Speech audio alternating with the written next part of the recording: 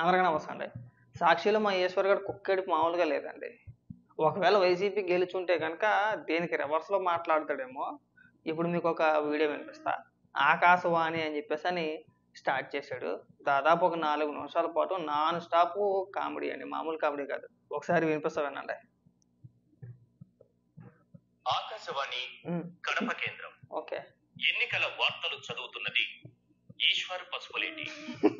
Pulivendula Vontimitta ZPTC ఎన్నికల rigging ఉదయం 7 గంటలకు ప్రారంభమై సాయంత్రం 5 గంటలకు ప్రశాంతంగా ముగిసింది. మంచిది. అప్పటి వరకు క్యూ లైన్ లో ఉన్న దొంగ ఓటర్లకు ఓటు హక్కు వినియోగించుకునే అవకాశం కూడా కల్పించారు. పోలీసులు, అధికారులు రిగ్గింగ్ కు, దొంగ ఓటర్లకు సహకరించి ఎన్నికలు ప్రశాంతంగా ముగిసేలా విధులు నిర్వహించారు. జమ్మలమడుగు తదితర ప్రాంతాల నుంచి లారీల్లో తరలి వచ్చిన ఎల్లో గూండాలు స్వేచ్ఛగా, స్వతంత్రంగా తమ దొంగ ఓట్లను వినియోగించుకున్నారు. వైసీపీ గాజులు తొడుక్కున్నారు. అవినాష్ రెడ్డికి చేత కాలేదు, జగన్మోహన్ రెడ్డికి చేత కాలేదు. ఇది కూడా చెప్పవే. మన నాయకులు, మన కార్యకర్తలేమో దాడులు తెగబడతారా, దాడులు చేస్తానికి వెళ్తారా? ఇక్కడికి వచ్చిన కుక్కేడుపులే.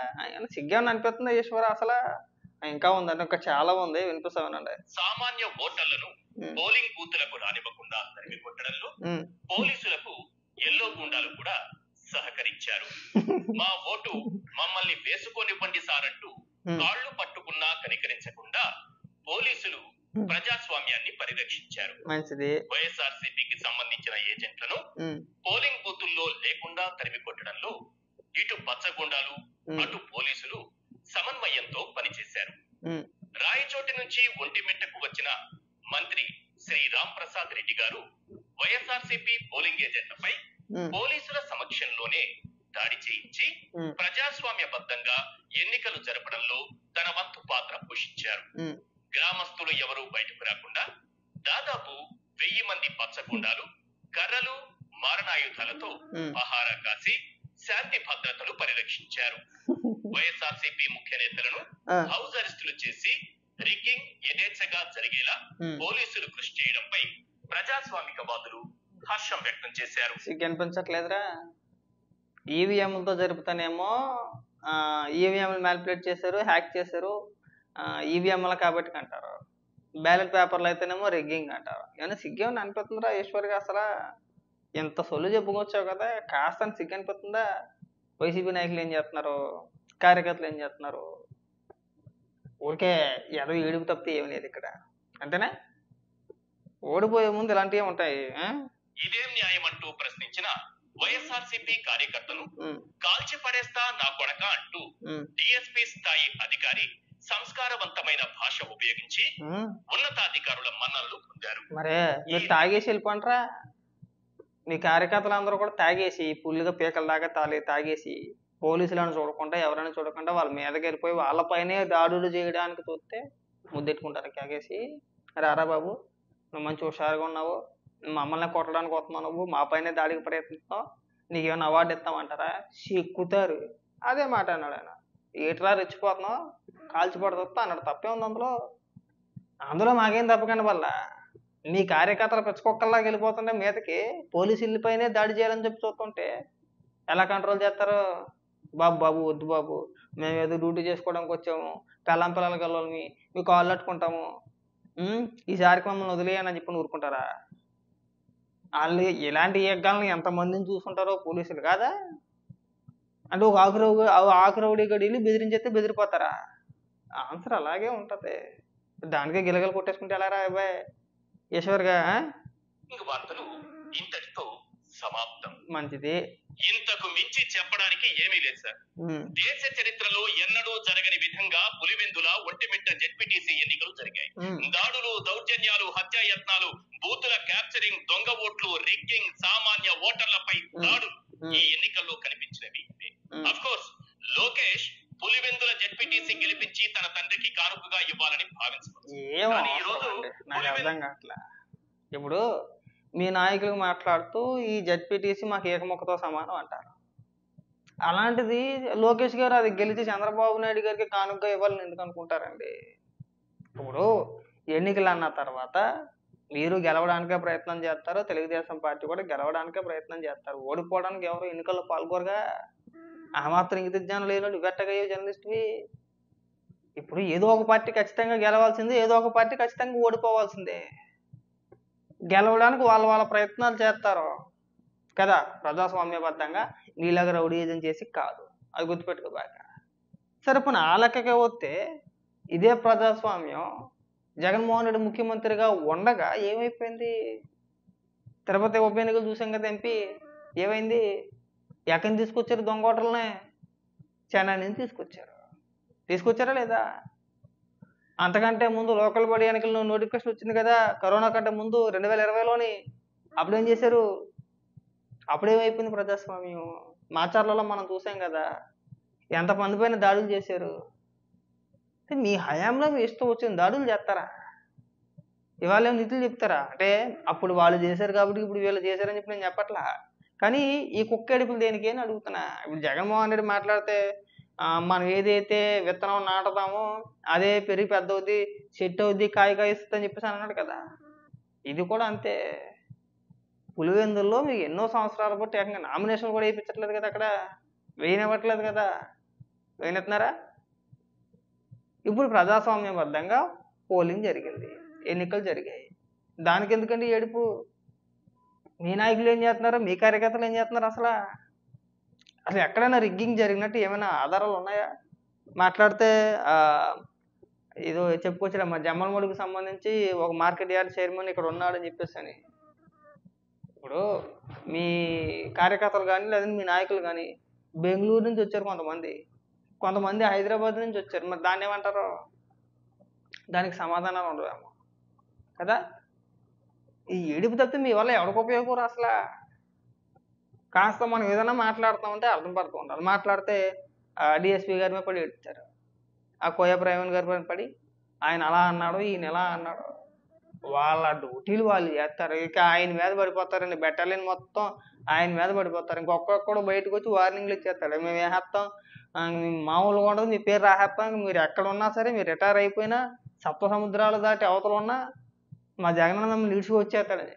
ఎంతమందిని చూసుకుంటారు ఆయన సర్వీసులో ఇలాంటి వాళ్ళని. ఎంత కామెడీగా ఉంటుంది అది. నవ్వుకోరా? లోపల ఏమనుకుంటారు చెప్పనట్నా? జగన్మోహన్ రెడ్డి ఎక్కడికన్నా బయటికి వెళ్ళాలంటే కనీసం సొంత కూతుర్ని చూడాలన్నా సరే కోర్టు పర్మిషన్ తీసుకోవాలి. ఇక్కడ సిబిఐ కోర్టు పర్మిషన్ ఇస్తేనే కానీ సొంత కూతుర్ని కూడా చూసుకోలేడు. అలాంటి వ్యక్తి నన్ను ఎక్కడున్నా కానీ ఈడ్చుకొస్తానని చెప్పేసి నన్ను బెదిరేస్తానని చెప్పి నవ్వుకోరా? మీకు కానీ మీ నాయకులకు కానీ కాకపోతే కొద్దిగా ఇంగిత జ్ఞానం లేదు, ఏడుపు ఒకటే వచ్చింది. మీకు అనుకూలంగా ఉంటేనేమో ప్రజాస్వామ్యం, మనకు అనుకూలంగా లేదు ఖచ్చితంగా మనం ఓడిపోతామంటేనేమో ఈ కుక్క ఏడుపులు. దీనివల్ల ఎవరికి ఉపయోగం లేదు, నీ వల్ల అసలు బతికి ఎవరికి ఉపయోగం లేదు. చాలా సందర్భాల్లో చెప్తానే ఉంటాం, రా అలాంటి ఏడుపులు ఏడమాకరా, సూట్ అవ్వదని చెప్పేసి అని. ఇప్పుడు నువ్వు వింటావంటే వినవు, అయ్యే డైలాగులు. ఆ ప్రాసన అనేరా కొద్దిగా. వార్తనే సీరియస్గా చెప్పడం నేర్చుకో ఫస్ట్. నువ్వేం అలాగా కార్యకర్త కాదు, యూట్యూబరో కాదు, ఓ జర్నలిస్ట్వి, నువ్వు మెయిన్ స్ట్రీమ్ మీడియాలో ఉన్నావు కదా. వార్తను కాస్త సీరియస్గా చెప్పరా, మరీ కామెడీగా ఆకాశవాణి అని చెప్పి స్టార్ట్ చేసాడు ఒక 2.5 నిమిషాలు. ఇంకో 10 ప్రశ్నలు ఉన్నాయి, ఆదరిద్రం కూడా వినిపించేత నేను ఒక్కని చూడాలా. తండ్రి కొడుకులు నాటిన విష విత్తనం తప్పనిసరిగా మహావృక్షం అవుతుంది. ఈ రోజు అక్రమాలకు పాల్పడిన వారందరి కాళ్లకు మెడకు ఆ విష వృక్షం ఓడలు చుట్టుకుంటాయి. ఇదో ఎన్నిక, దీనికి ఎన్నికల అధికారులు, పోలీసులు, వ్యవస్థ. ఎందుకు సార్ ఇవన్నీ? ఒకేసారి ప్రజాస్వామ్యాన్ని నడి వీధిలో ఉరిపిస్తే సరిపోతుంది కదా. వద్దురా ప్రజాస్వామ్యం గట్ట అలాంటి డైలాగులు మీరు కొట్టమాకంటే చాలా చిరాగ్గా ఉంటది. మీ నోటంటే ప్రజాస్వామ్యం అన్న మాట వింటేనే సిగ్గుగా అనిపిస్తుందిరా. ప్రజాస్వామ్యం మీకు ఇప్పుడు గుర్తుకొచ్చిందా మీకు? అంటే మీరు ఓడిపోయినప్పుడల్లా ప్రజాస్వామ్యం గుర్తుకొచ్చేద్దేమో. మీరు గెలిస్తేనేమో ప్రజల అభిమానంతో ఓట్లు వేసేసారు, జగన్మోహన్ రెడ్డి వీరుడు ధీరుడు, ఇంక జగన్మోహన్ రెడ్డి అన్న మొగుడు ఈ భూప్రపంచంలో ఎవడో లేడు, మామూలు మొగుడు కాదని చెప్పేసి భజన. ఎప్పుడేమో ప్రజాస్వామ్యం కూని అయిపోయిందా? కాకపోతే మీ దగ్గర ఏదైనా ఆధారాలు ఉంటే కోర్టుకి వెళ్ళండి, అలవాటేగా, వెళ్తామంటున్నారుగా. ఎక్కడ రిగ్గింగ్ జరిగిందో మీ దగ్గర ఉన్న ఆధారాలు ఉంటే పోండి, హైకోర్టుకి వెళ్తానంటున్నారు కదా, చూద్దాం మీ దగ్గర ఏం ఆధారాలు ఉన్నాయో. ఈ రోజు జరిగిన ఎన్నికల్లో ప్రజాస్వామ్యం ఉందో లేదో మీరు డిసైడ్ చేయండి. 10 పాయింట్లు చెప్తా. చెప్పు. పాయింట్ నెంబర్ 1, ఉదయం 6 గంటలకే పోలింగ్ బూతులన్నింటినీ బాబు గుండాలు క్యాప్చర్ చేసేస్తే ప్రజాస్వామ్యం ఉన్నట్ట చచ్చినట్ట? క్వశ్చన్ నెంబర్ 2, ఓటర్ స్లిప్పులు లాక్కుని ఓటర్లను ఓటు వేయకుండా తరిమి కొడితే ప్రజాస్వామ్యం ఉన్నట్ట చచ్చినట్ట? ఈ నాయకులు కార్యకర్తలు గాడిదలు కాస్తున్నారా? వైసీపీకి సంబంధించిన నాయకులు కార్యకర్తలు గాడిదలు కాస్తున్నారా? అక్కడ పని ఏమి లేదు, ఇంకా ఏం చేయట్లేదు. వాళ్ళు అక్కడ వెళ్ళదా? ఇంట్లో పడుకున్నారా? తలుపులు వేసుకుని వీడియోలు రికార్డ్ చేసుకుని ఈ పనిలోనే ఉన్నాగా మనం. వీళ్ళ నాయకులకి ఇలా కార్యకర్తలకి ఒక డ్యూటీ అప్పచెప్పారండి. అదేంటంటే ఎలక్షన్ కోసం కాదు, పోలింగ్ సరిగ్గా జరగాలి, మీరు వెళ్ళి బూతుల్లో కూర్చోండి, ఓట్లు వేయించండి. ఇది కాదు మనకు కావాల్సింది. సపరేట్గా రూముల్లో కూర్చొని వీడియోలు తీయండి. వీడియోలు తీపించుకున్నారు పొద్దున్న సందల దాకా వీడియోలు. మమ్మల్ని వాళ్ళ కొట్టేసారు, మమ్మల్ని ఎలా కొట్టేసారు, ఇదే సరిపోయింది, ఈ పత్తి వ్యాపారమే సరిపోయింది, ఇంకా అక్కడ ఎవడ ఉన్నాడని చెప్పేసి అని స్లిప్లు లాగేసుకున్నారా? దొంగ ఓట్లు వేయలేనికి వస్తే వాళ్ళ దగ్గర స్లిప్లు లాక్కున్నారు. మనం లాస్ట్ టైం చేసాం కదా తిరుపతిలో, తమిళనాడు నుంచి తీసుకొచ్చేసాం కదా కొంతమంది ఓటర్లని టూరిస్ట్ బస్సుల పేరుతోటి, టూరిజం పేరుతోటి. మేము చూడడానికి వచ్చాము, రకరకాల ఏదో కార్యక్రమాలు చెప్పుకొచ్చారు. పాస్పోర్ట్ కోసం వచ్చాను నువ్వు ఒకడు, ఇంకో కోసం చెప్పిన ఒకడు, అలా తీసుకొచ్చేసారు కొంతమందిని. వాళ్ళు స్థానికులు కాదు, అక్కడ ఉన్న ఏజెంట్లు వాళ్ళని గుర్తించి వీళ్ళ స్థానికులు కాదు, అసలు వీళ్ళని ఇప్పుడు మేము చూడలేదు అని చెప్పేసి వాళ్ళ దగ్గర స్లిప్పులు లాక్కుని బయటికి పంపించేశారు. ఒక కార్యకర్త, మీ కార్యకర్తే కాస్త అతి చేస్తే 4 తగిలించారు, అది మేము ఒప్పుకుంటాం, మేము కాదని అట్లా. మీ కార్యకర్త తెలుగుదేశం కార్యకర్తలను కాలర్ పట్టుకుంటే శుభ్రంగా సిత కొట్టేసారు, ఆ మాట వాస్తవమే, కాదని అట్లా. అక్కడ జరిగింది వేరే, మీరు ప్రచారం చేసేది వేరే. స్లిప్పులు లాక్కున్నారు. ఎవరి దగ్గర లాక్కున్నారు? స్థానికుల దగ్గర. ఎవరి దగ్గర లాక్కోవాలా? ఇతర ప్రాంతాల నుంచి తీసుకొచ్చారు కొంతమందిని.